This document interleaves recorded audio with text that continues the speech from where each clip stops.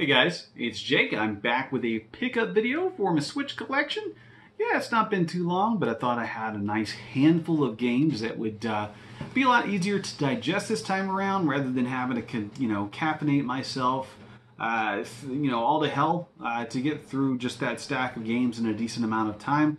As fun as it was, I don't know if I could do that every time. I mean, that took a lot of energy, and I don't always have that. So. Anyway, this one is, it's late at night. I'm home alone because my wife is working second shift, but not much longer, I don't think. So that's pretty cool.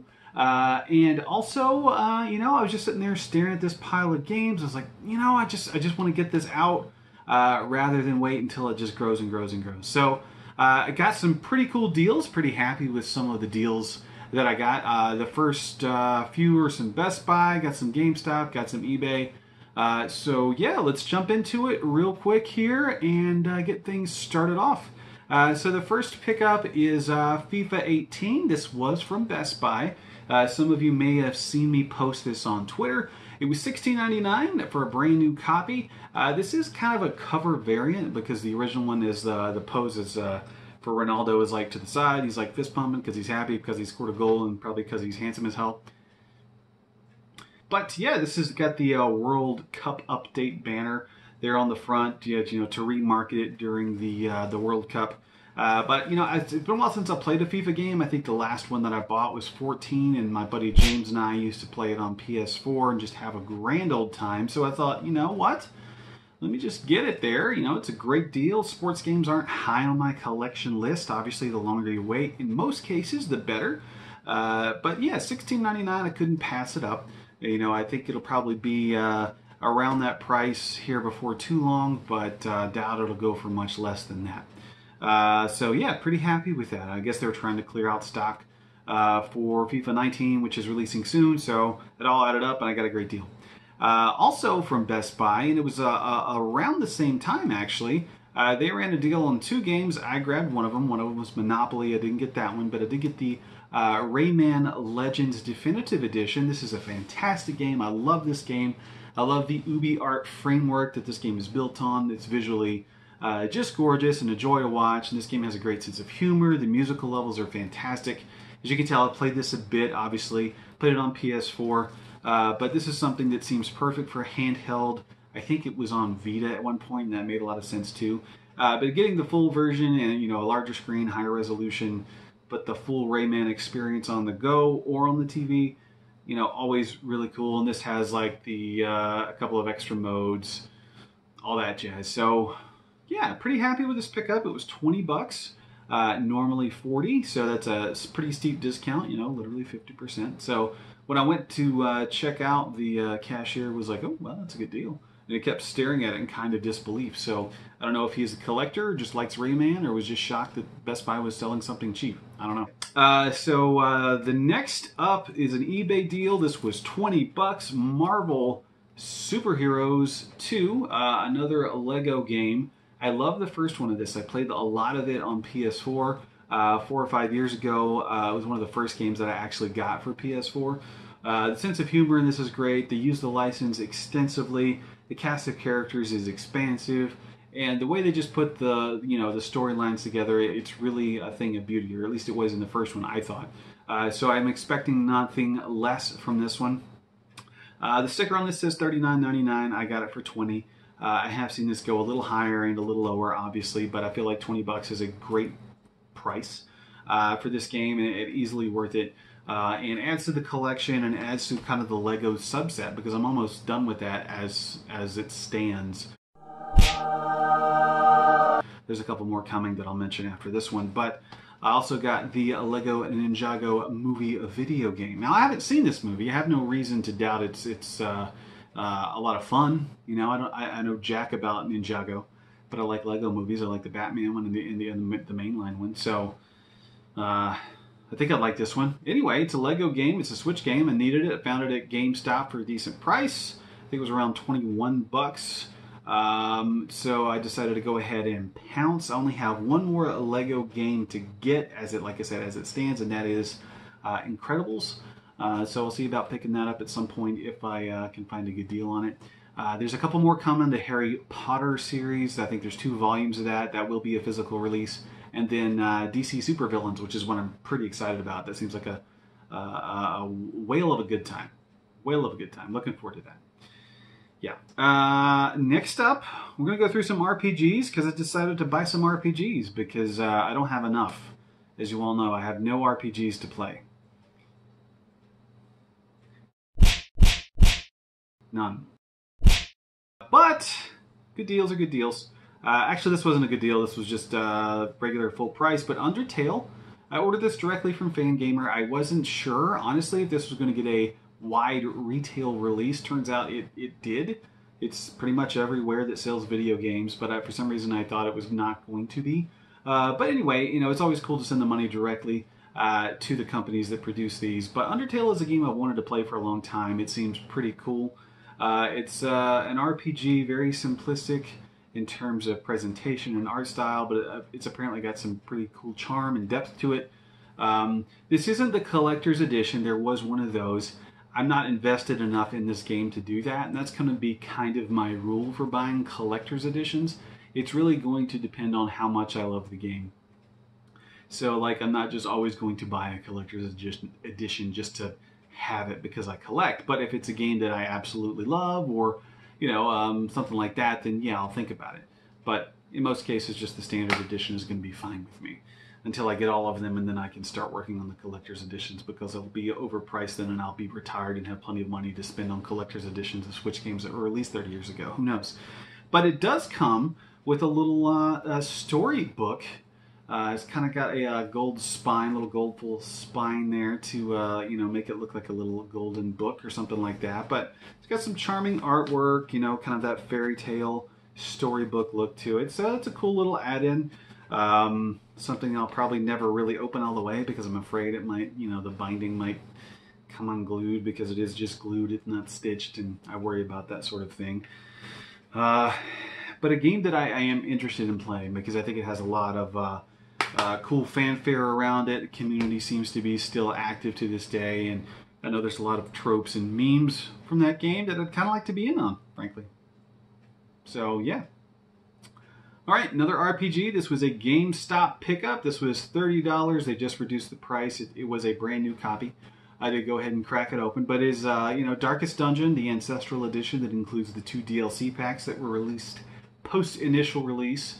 If you don't know much about this game, simply put, it's a party-based RPG with like Lovecraftian horror and some like the art styles like this really controlled color palette between like deep reds and blacks, and it's just really attractive to me. The ideas behind it: you have to manage your party sanity, and you have to keep it in balance, and obviously you got battles to fight and stuff like that. So it seems like a cool premise. It's a game that I've wanted to play for a long time. Seems perfect and right at home on the Switch, because the Switch is turning into a bit of an RPG machine, as some of you probably are already realizing. But yeah, pretty happy to pick this one up and add it to the collection, and it'll probably make its way onto the backlog at some point, and I'll probably put some time into it and probably get to a really hard part and then stop and move on to something simple like Mario Tennis. Again, you know how I do. Another RPG. This time it's Disgaea 5 Complete. This was $20, an eBay grab. This one's a little tougher to come by in most retail stores. Haven't seen it on many shelves, but I don't think it's rare or uncommon or anything. It's just not around where I'm around apparently. But this is a game series, long-standing, published by NIS. Once again, Nippon Ichi Software doing crazy, bizarre style of games. This is a strategy RPG with lots of explosive penguins, and you can level up to level 9,999. Just an absolutely massive game that I'll never finish. But I do like that it once again comes with that reversible cover art, so you can kind of go with the more feature style or just this super crowded one, which is the one that I like. Love these reversible covers. I hope they just keep them coming.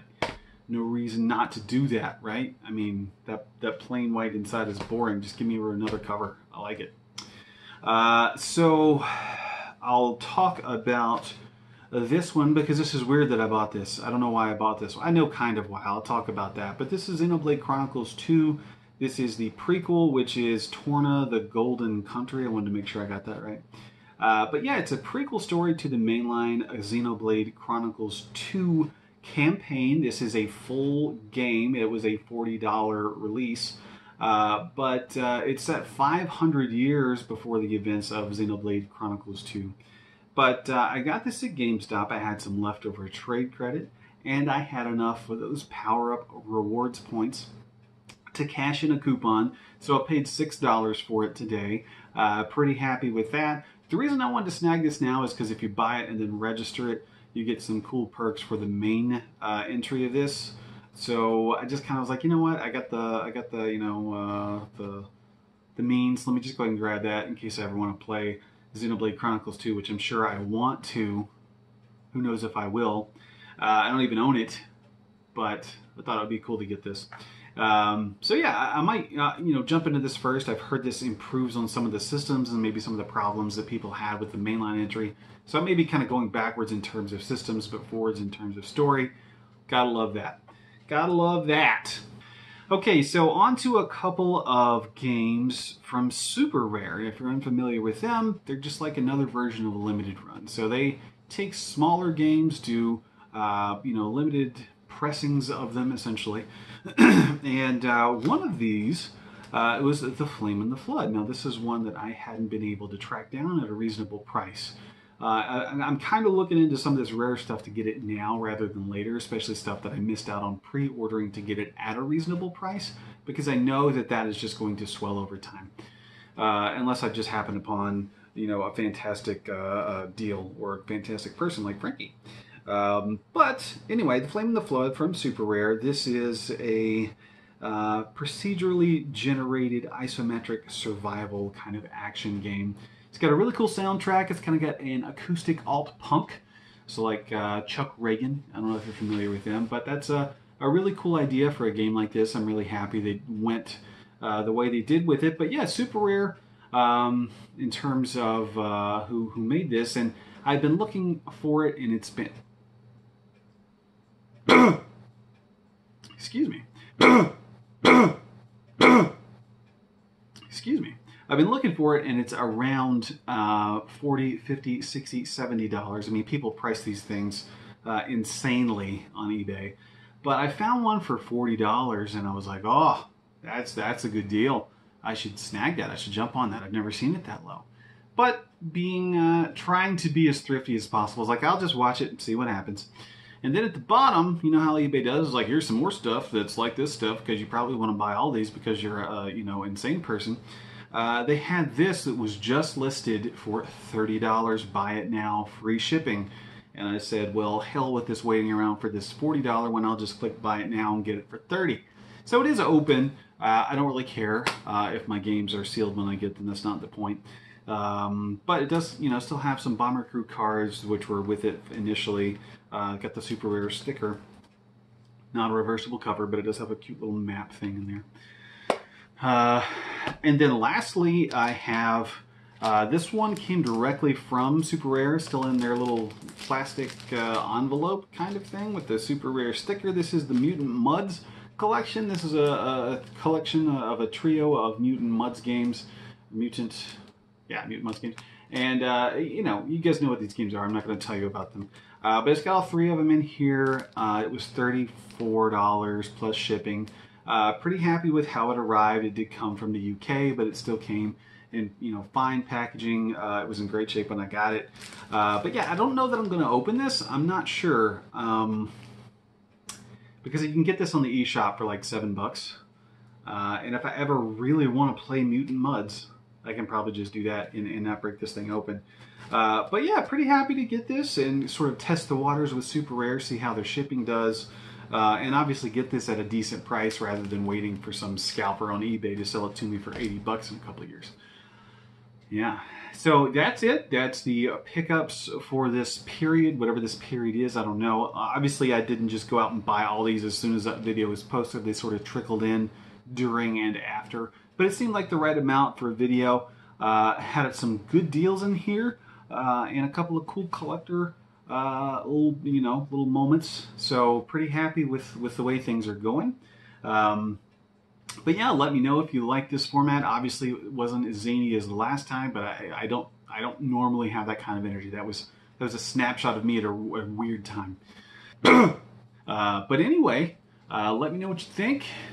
You know, send in good deals if you see them. I always look for them, but you know, I might miss a few. But anyway, thanks for watching, and be sure to share, like, subscribe, all that stuff. And I will see you on the next one. Peace out.